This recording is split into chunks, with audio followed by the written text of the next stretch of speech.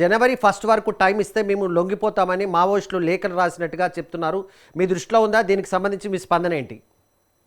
Okay అండి. 3-4 రోజుల క్రితము ఈ ఎంఎంసి కమిటీ పేరుతోటి ఒక లేఖ విడుదల చేసి ఫిబ్రవరి 15వ తేదీ వరకు గడువు ఇవ్వాలని చెప్పి కోరారు. మొత్తం మేము అందరితో మాట్లాడుకుని ఆయుధాలతో లొంగిపోతామని చెప్పి ఎంఎంసి కార్యదర్శి పేరుతోటి అనంత్ అనేటువంటి అతని పేరుతోటి ఒక లేఖ వచ్చింది.